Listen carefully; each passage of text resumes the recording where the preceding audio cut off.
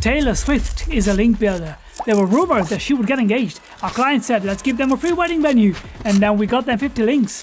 That's digital PR. Managing multiple clients or large websites? Automate your SEO with Alley AI. Start your free trial now. Wix Studio, one end-to-end web creation platform for your agency to deliver exceptional work with absolute efficiency.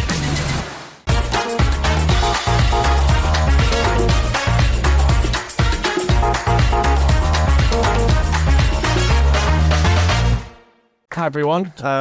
I didn't have any lunch except for 3 Percy pigs because I was told if you talk in the afternoon you can get lethargic. So here I am with 3 Percy pigs worth full of sugar. So hello, I'm going to talk to you about enhancing your SEO skills by doing experimentation and moonlighting. So moonlighting is probably an old school way of saying side hustles. And I believe it's really important because I don't think I'm going to know the stuff I knew today if I hadn't done all of this experimentation. But what I want to concentrate on is non-SEO stuff. So weirdly, this talk, I'm not going to talk about how to do anything. I'm not going to give you big graphs, and I'm probably not going to talk about AI, which is quite refreshing. But yeah, I'm Principal SEO at Yoast. Yoast, if you don't know, it's a plugin for WordPress, an extension for Shopify. It's installed on a lot of sites, and it does a lot of on-site goodness as well as helping you with readability analysis, blah, blah, blah. I'm not going to sell you, but I will later on. So I've been doing SEO professionally since 2006. I got my first job in an IT company, a parental control company, and I was told, do you know anything about SEO? I didn't. I did a 1-day course and I understood everything from it. And I realized when I was doing that I actually wasn't doing SEO from 2006. I've actually been doing SEO since 2002. What I used to do before that through uni, because I did not want a job flyering for some club. I wanted to stay in my room, in my dressing gown, and I wanted to do as much work at home as possible. Now, in 2003, 2004, web design wasn't really a huge thing, and it wasn't really something that career developers said, hey, you can do that, or even marketing. So I created my own site, which I'll show you in a sec. But again, before that, I was actually tinkering with websites while I was in school. So technically, I've been doing SEO since 1999. What I did in school was I had a South Park fan website. I copied and pasted content from other websites, and it actually was quite popular, and it made me tinker around with web development. It taught me the basics of HTML and later PHP, but also I didn't realize that if I put fake Nike trainers in the meta keywords, I could literally rank for it quite quickly, even though I'm talking about the latest episode of South Park. Those were the days before the Google updates. So this is what web development looked like for me back in the day.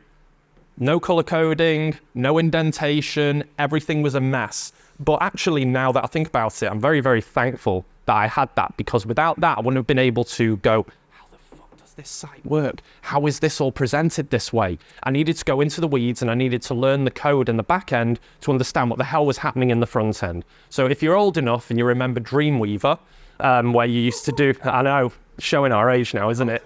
I know. And in tables as well. It was a very nice thing. It spliced things into tables. It was not mobile friendly though, was it? It was horrible. But I got out of that, but it taught me the basics of this is how things go where, and this is how things are spliced. And it was horrible. But eventually I learned my own stuff, and I made this very simple website called Player Web Solutions. Player was actually based off my grandparents' name, Phyllis and Reuben Lee. Thought it was quite cool. So I got that domain, and I just thought, hey, I'll do website development and I'll design websites. And this was all self-taught.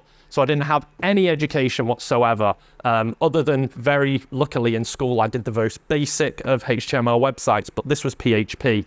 But it didn't have things like permalinks. I wasn't using a CMS, didn't even know what a CMS was. I mean, it was like 2003. So what I was also doing at the same time was working in TV. So, sorry, I may be more famous than you. I don't know if I have an IMDb, but to me, in the long term, this is more of a link building exercise, right? They do followed links from IMDb. But I was doing that because I didn't know whether web design or SEO was even going to be a thing. I didn't know what the future held. So I thought maybe I'll keep it safe in TV, and that was really the worst choice ever. Long story short, I wrote a cartoon, I pitched it to people, and I was this close to commissioning. But what I actually learned was that I was actually quite good at selling something that I was passionate about. And then I went back to web design. So during 2008, 2013, I had normal jobs. I was in agency, in-house, but I was always doing this moonlighting. I was always doing the freelance SEO. And as you can see, I expanded from just web design and development and started using the words SEO.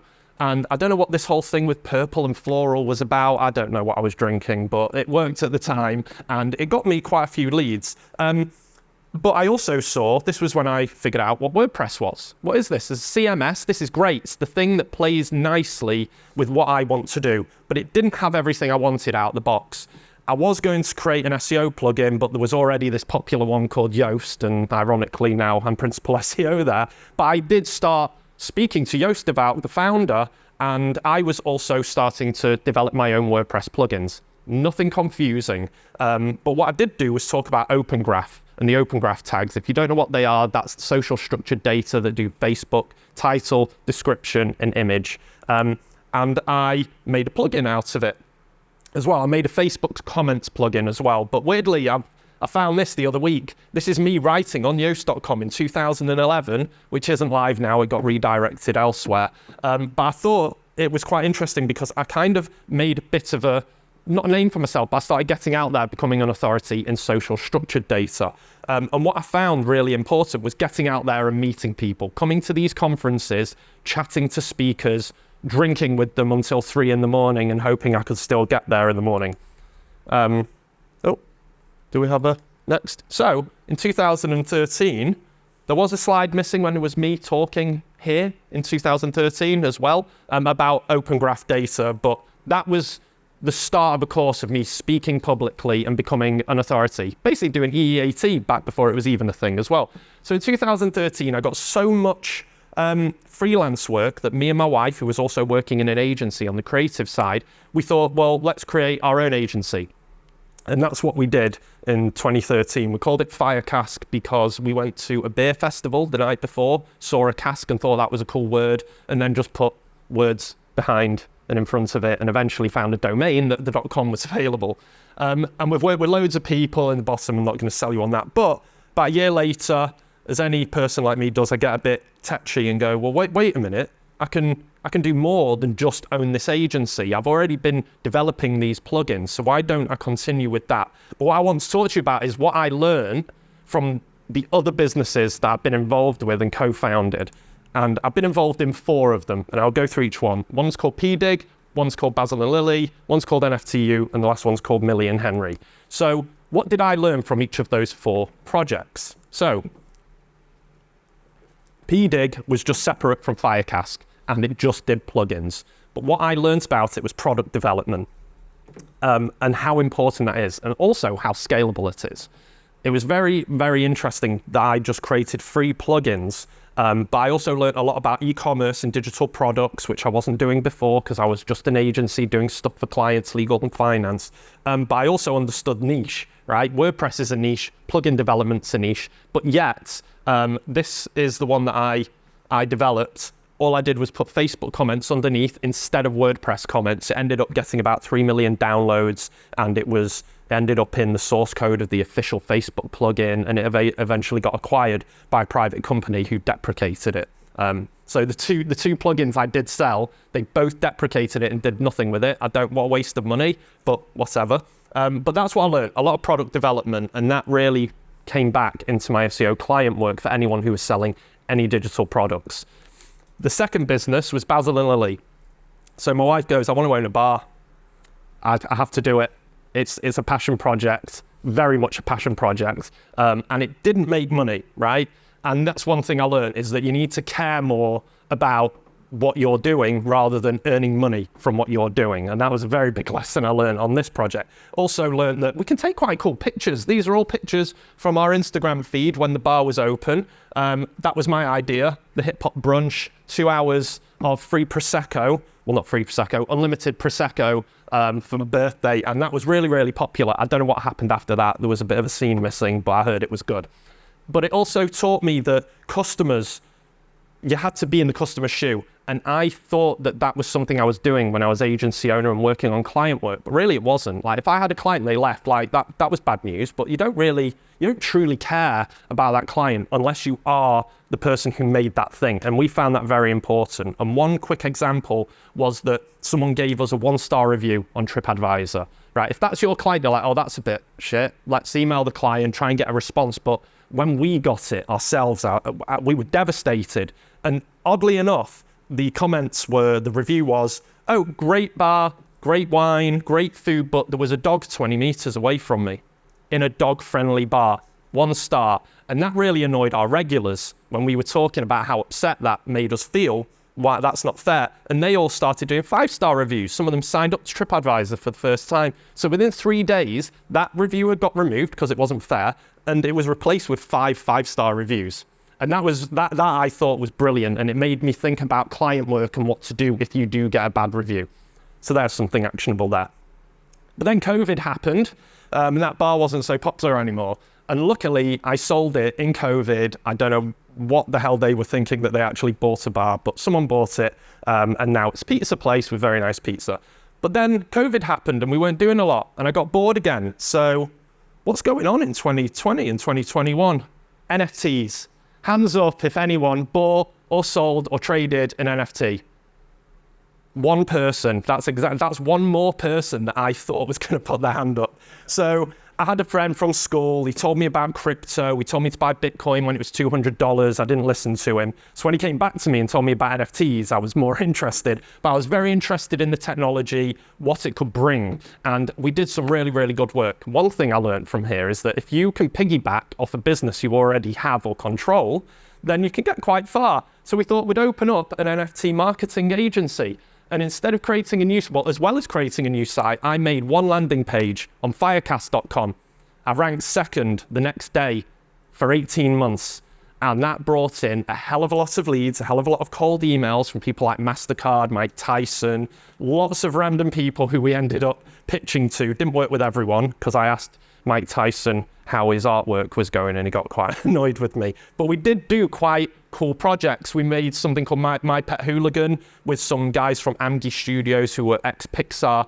And this one over here, I don't know if you can see, it's called Red Rose. It was made by an artist called Boss Logic, who's very famous for doing movie posters for things like MCU. So all of those Avengers posters that you see with all the faces, that was him. And we worked with him to do a one-of-one. We had Life magazine, and we had lots of other cool ones. Now this one in the top left is a guy called Bjarne Melgaard. He is a Norwegian artist, and he's famous for Lightbulb Man.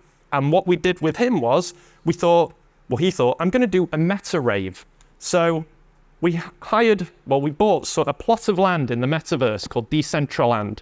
And this is me, this is my tweet, me going around and going, oh, this is a meta rave, and this is just part of my marketing thing. And I realized that was quite cool, but what I didn't realize when I was going to bed, there was a few retweets, and then when I woke up, there was 20,000 retweets. I was like, wow, this is popular. No, it wasn't popular. This was all based on my tweet. I've got Business Insider, Vice, and Mixmag quoting me as that idiot who tried to make the metaverse cool in 2021. And that's when I realized some niches aren't for everyone, and mass adoption isn't for everyone. And whilst we did well in the NFT space, it wasn't something that had a future, and I'm much more of a brand marketer. So lastly, I was walking my dog, and I had stuff that I needed to take with me in my backpack, and I realized there's no backpack for walking your dog. Backpack for everything, walking, hiking, climbing, swimming, everything. Nothing for walking your dog. So I decided to design it myself with a friend of mine.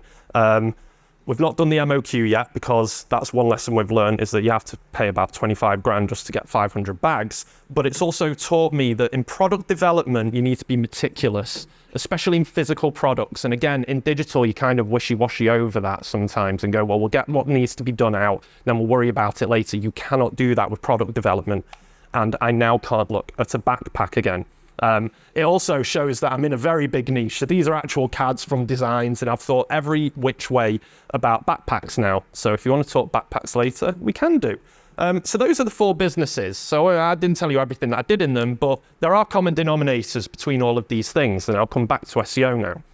These 8 things that I've found is something that I've applied in all of those businesses and brought back to SEO, right? Be the customer, you know? Experimentation wins, always mess around with code, always get into the weeds. Meeting people definitely works, it gets you out there. EEAT is very, very important. I don't think NSTU would be successful without me already being a brand marketer and being known in the Web 2 world into the Web 3 world. So you've got gravitas there. Another thing is finding a partner. So 3 out of those 4 businesses I started with my wife, and we can riff off each other. She's from a creative side of a brain, I'm from a technical side of the brain, and they really complement each other. So if you're ever going to do something, try and find a partner, because doing it alone is very, very lonely. Also learn from loss. If you're doing stuff for money, don't do it. Do it for passion, and mainly passion only, and just because you want to find out stuff. Everything I did was because I wanted to solve a problem, not make some money, which is obviously the last point. Don't do it for money, because you will be quite upset afterwards. But enough about me. What can you do? Find your thing. Think about what you can do. What's your niche? Is there something you can experiment with? And you don't need the answer right now. But in the meantime, think about what you could be doing in the future to prepare for that. How can you learn those skills? So I'm very much an advocate for WordPress. Use it. If you haven't used it, install it. Install it locally. There's a tool called Local WP. You can download it, and it's like running a server on your computer. You don't have to. It's free. It's completely free. You don't have any costs, and you can experiment as much as you want. None of it will be published on the internet, which is kind of good as well, because you can really mess around. You can test things, and it's really, really useful. It obviously powers a lot of the internet, 43%, but maybe a bit less. And whilst it was originally a blogging platform, as a WordPress developer, there hasn't been many solutions that I haven't found by extending WordPress with custom code. So 4 steps, even though that's 1 and 1, that should be 2. Oh, this is quite nice and numbered. Download WordPress, it's free from wordpress.org. Pick a good friendly host, Bluehost, choose Bluehost. Pick a good theme, a reputable theme. Look at reviews. If you're going on things like Theme Forest, make sure it's good for code. Test it out and install recommended plugins, which I'll just show you. But if I'm talking to you already and it's a bit daunting, hosting, local environments, coding, like, so what? It's not as hard as you think. And if it is hard, you just find that stuff out. You'll find it's more welcoming than you think it is. But more importantly, if you're a person just using drag and drop CMSs, which are turnkey, that's fine, but you're never really going to learn about all the weeds that you need to, and learn about all the code and understand why this is there and what you could be doing to add it to optimize things. Now, 2024 is WordPress's default theme. Comes out the box. It's really easy, and they've improved it a lot. And whilst 2025 is going to come out soon, I would still say mess around with this. I think you can mess around with 2025 beta as well. But it is quite easy. You can change stuff around, and it is kind of drag and droppy. It has pre-built patterns inside, so you can still make what you need to do to make a simple site. And the block editor's also come a long way. So if you logged into WordPress maybe 5 years ago, yeah, that was crap, that UI. It's much better now.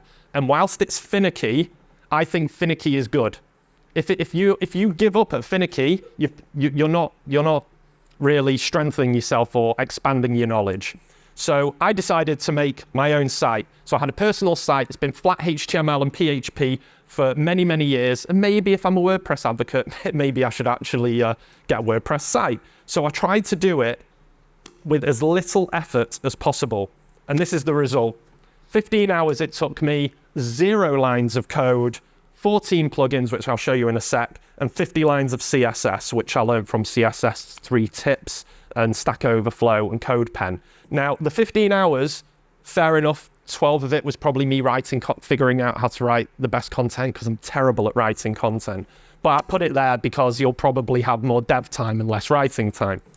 These 14 plugins, don't worry, you don't need to take a picture of it, but there's a QR code that, by the way, that goes to this post, to these slides, and has links to all of those plugins. But they're mainly evolved around optimization, performance enhancements, SEO. I've got Yoast SEO and Premium on there, which does all of that stuff, so I save a load of time with structured data. I've got Auto Optimize, which deals with the compression of images. I've got WebP that changes them even in smaller files. Lots and lots of stuff. And this is the end result. You know, it's not the most design-led site in the world, but I don't need clapping hand emojis. You know, it's not going to convert me to my next lead. I just need people to see what I do, and you can hire me as a consultant, or you can see what I'm up to at Yoast. And that didn't take me long at all. 0 lines of code. Now, I thought I'd show you one more site that I'm doing for my mother-in-law. She's doing something called the Cook's Calendar. She got together with some cooks, with some chefs. They donated 1 recipe for each month of the year, and that goes to charity. And when she did that, she now wants to take orders for 2026. So I said I'd help her out and make this site. So I did quite a cool thing where, once it goes back to the animation at the beginning, oh, thanks, me. So at the top there, I've already set out a certain date. I made some code to say, well, if you've taken that date, then you can't use it anymore. That was less than 100 lines of code.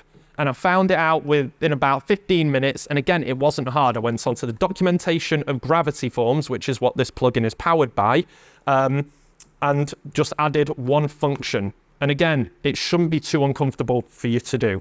So with that, I would say get experimenting, install WordPress locally, find the host and put it on publicly. But even if you don't have any time to do anything right now, just keep on tinkering with a WordPress install new plugins, figure out what they do, activate it, then open the source code and see what was different.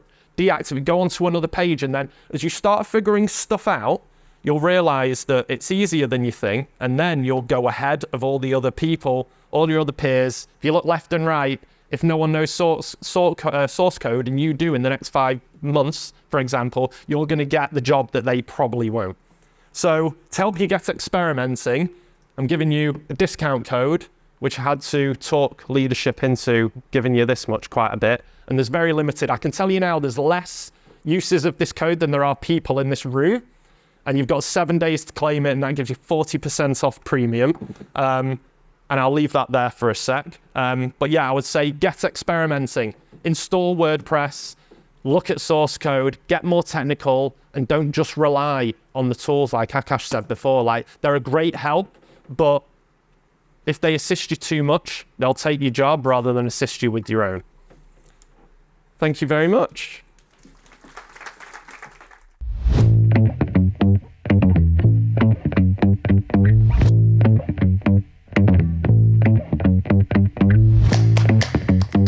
Monthly reporting making you want to shove sharp things up your nose?